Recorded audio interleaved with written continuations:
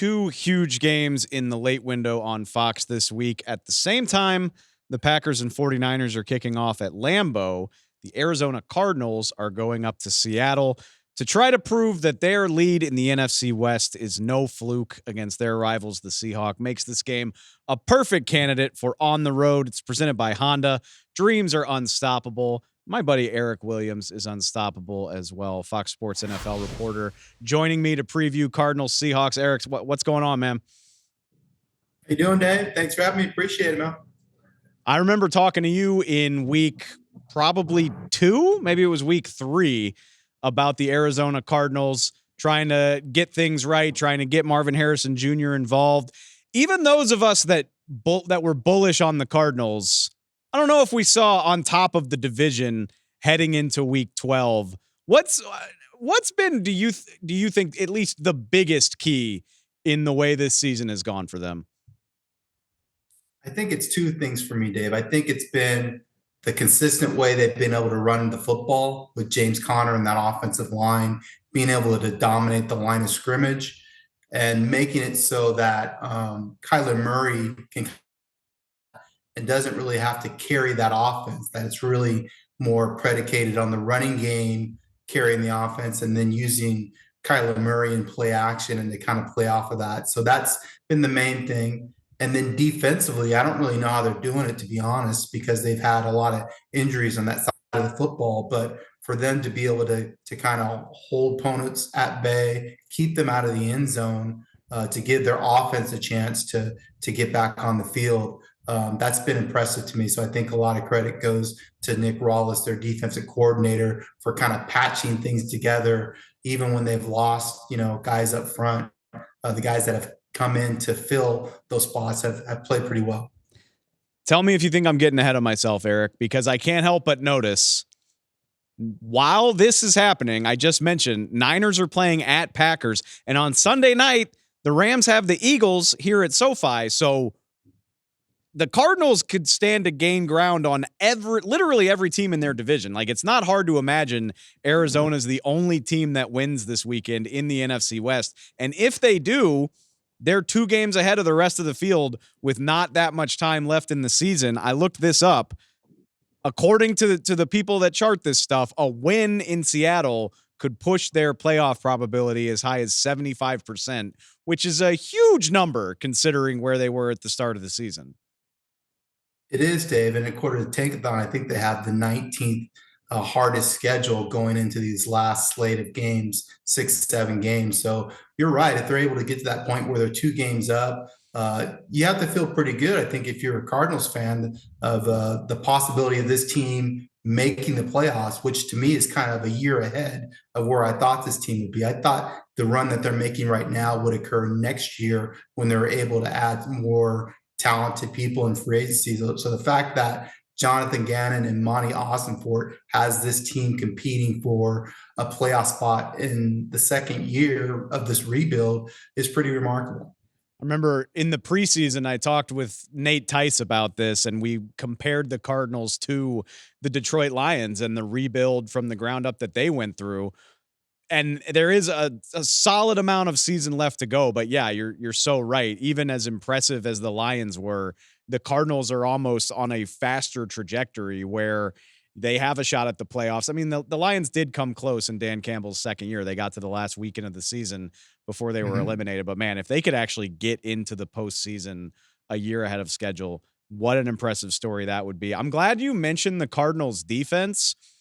I don't think the casual NFL fan, for that matter, I don't know how many professionals in the NFL media world can list off starters on this Arizona Cardinals defense other than maybe Budda Baker. But I wanted to talk about one guy in particular who's having a really nice season under the radar, and that would be their nickel corner, Garrett Williams.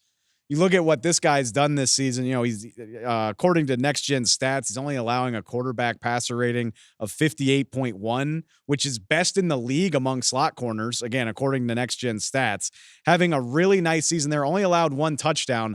And I'm excited about that matchup because I would imagine he's going to have a lot of responsibility for Jackson Smith and Jigba, who is really looking like the guy people were excited about. I mean, he had a nice enough rookie year, but almost 300 yards in the last 2 weeks. He's only 3 catches short of his rookie number for receptions on the year. I mean, Jackson Smith and Jigba looks like that guy here over the last month or so. I'm really excited to see how that matchup goes. Yeah, I agree.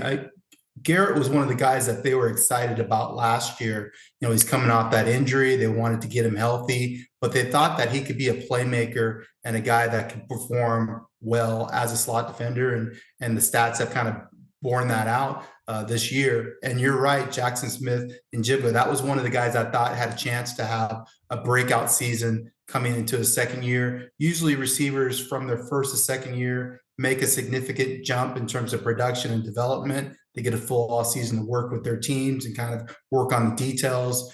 And you're starting to see that first round talent really show with the Seahawks. I think he's one of the most productive slot receivers in the league right now.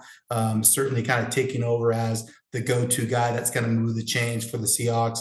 You see that Geno Smith is really looking for him in those gotta-have-it moments. And their chemistry is a lot better than it was as a rookie. They seem to be kind of off and had some miscommunications where, Jackson was running one route and Geno thought he was going to do something else. You're not seeing those things from him in his second season. So I agree. That's definitely one of the matchups I'm looking forward to in this game.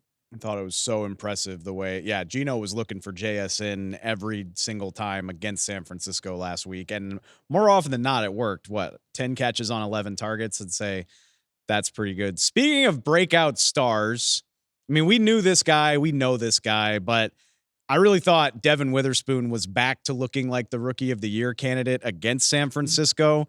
I don't think it's a coincidence that Seattle also had what I thought was their best game of the season defensively. And I know George Kittle wasn't on the field. I get all that, but still looked like a much different unit. What role does Devin Witherspoon play in that? And for a team, I mean, they're 5-5. That reeks of inconsistency. Can the Seahawks build on what a strong defensive performance that was last week? Yeah, I think that's a big key for this team because of his size, and they're playing him closer to the line of scrimmage coming out of that bye week, which I think he's better closer to the line of scrimmage.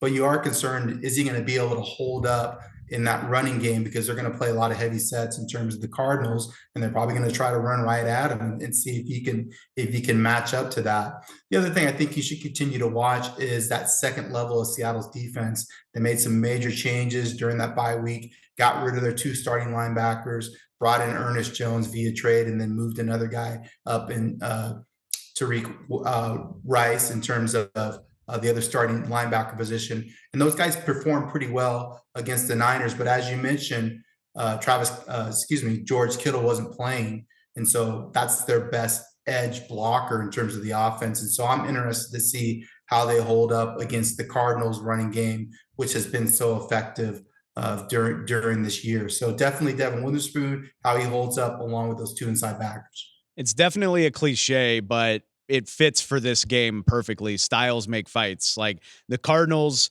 I guarantee you are going to try to line up and run over this Seattle defense, get some heavy personnel on the field, let James Conner and those guys do their thing. And obviously at this point, we know Seattle's probably going to throw 35, 40 times because that's what works for them.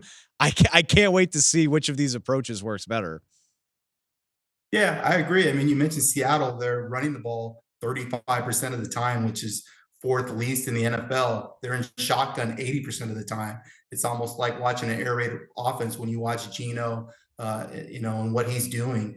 Geno's going to make great plays, but he's also probably going to give you some opportunities to take the football away. He's tied for the league lead with 11 interceptions, although he's been pretty efficient and productive in the final quarter of games. And that's why they have the wins that they have right now. So I agree. It is a kind of a difference in styles and approach in terms of a team that wants to run it, team that wants to throw it.